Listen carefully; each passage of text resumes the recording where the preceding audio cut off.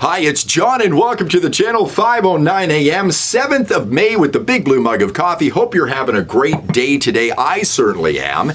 And today we're going to get back to federal politics, although I want to touch on provincial politics for a moment because Danielle Smith said something yesterday in a news conference about Doug Ford, and you probably know what I'm talking about if you follow politics, but I think something slipped under the radar, so hold tight for that.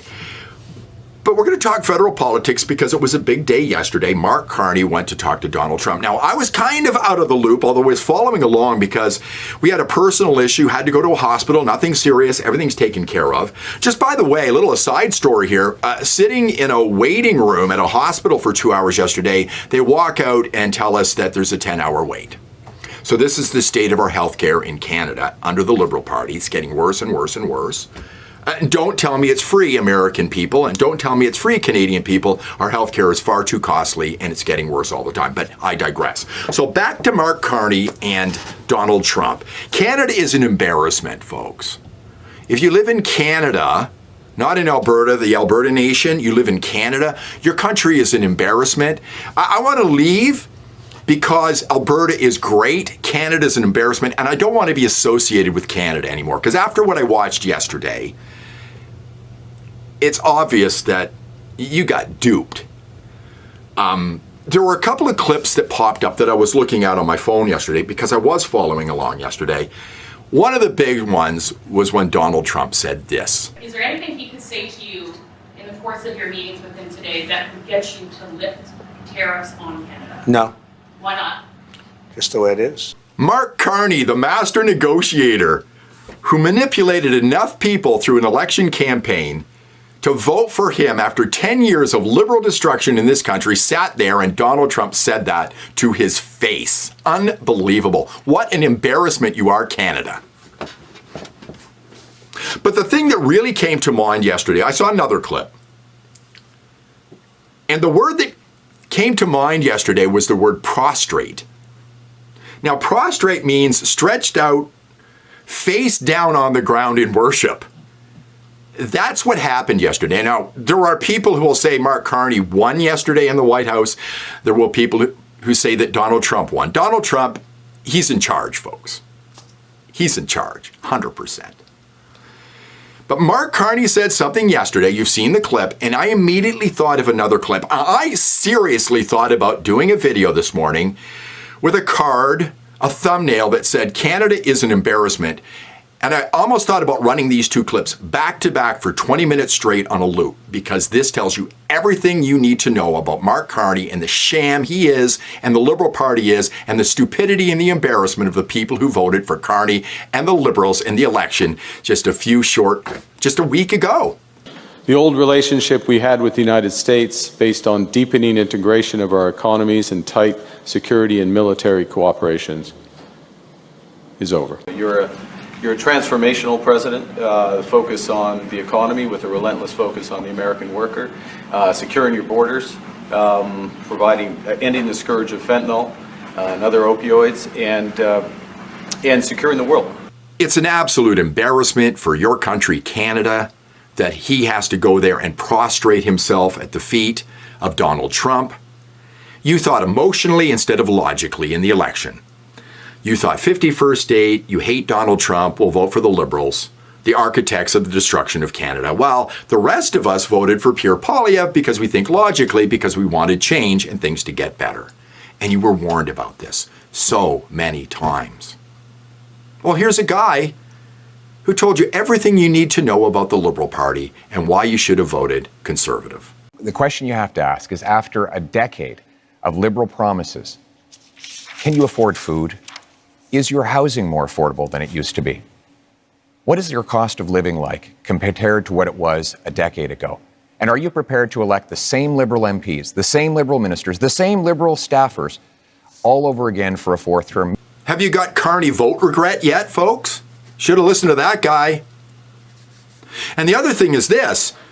The other reason why this is embarrassing, and you should be embarrassed if you're a Canadian citizen, is because this was not necessary. I said it here 100 times on this channel. The reason why we're vulnerable to Donald Trump and his tariffs is because we're weak because of the Liberal Party. You were reminded about it just a couple of days ago.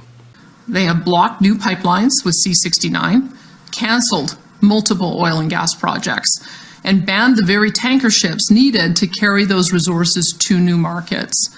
They have stacked an oil and gas production cap on top of a crippling industrial carbon tax, making new energy and agricultural projects economically impossible to pursue without massive subsidies from governments, which Ottawa has failed to provide and which our taxpayers cannot afford. This onslaught of anti-energy, anti-agriculture, and anti-resource development policies have scared away global investments to the tune of $500 billion, driving those investments and jobs out of Alberta and Canada to much more attractive investment climates in the United States, Asia, and the Middle East. Polly Evans-Smith laid it all out for you right there. Do you feel embarrassed for voting for the Liberal Party yet? And what's worse, I mean, I went back and looked at this clip today. He said this over and over and over again. Look at the sheep standing around him, booing when he says these things. All lies, never going to happen, but you bought it. You should be embarrassed. The relationship we had with the Americans, these guys weren't wrong. They want us to be the 51st state. They want to break us. They want to break us so they can own us. They want our resources. They want our water. They want our land. They want our country. And what do we say? You don't have to die. Did you believe that? Did you vote Liberal because of that? Because you should be embarrassed. And to those of you who live in Canada and are calling people like me, an Alberta separatist, a traitor, when we leave, people will be running for the border because Alberta is better. Because we don't embarrass ourselves like you did in the election a couple of Mondays ago. So finally, I want to get a couple of clips in here real quick. Doug Ford taking a shot at Premier Smith because of the separatist movement out here. Danielle Smith responding, but listen closely to what Danielle Smith says about Doug Ford. I think it was missed yesterday, and I'll just quickly address it at the end. So just watch these two clips back to back. I forget about political stripes, by the way.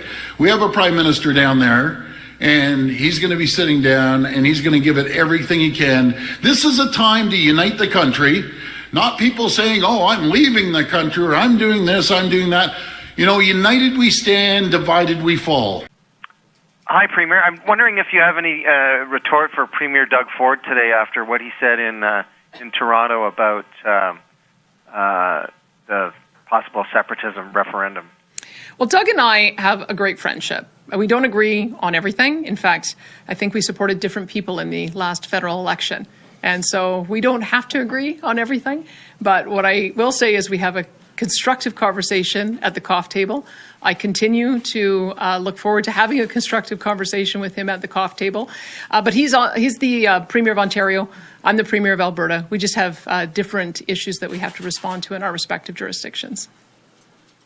Do you think he should stick in his own lane, or what do you say to as any kind of a retort? Well, I don't tell him how he should run his province, and I would hope that he doesn't tell me how I should run mine. What's interesting there is Doug Ford seems to still be running to be the Premier of Ontario, an election he won. We've had the federal election done. He's talking like it's 2 months ago.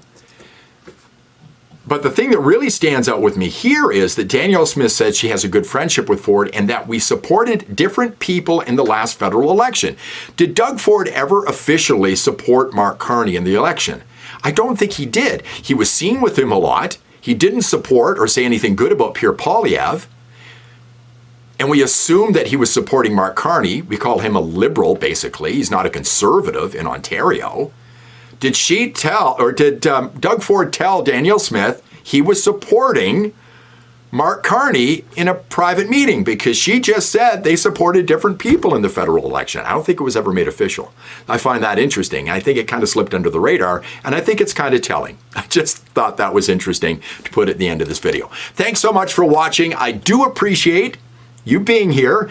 It really helps out the channel if you give it a thumbs up. If you subscribe, that would be great. Onwards towards 35,000 subscribers here. Blows my mind. Ring the bell for notifications as well. You have yourself a great day, and I'll see you in the next one.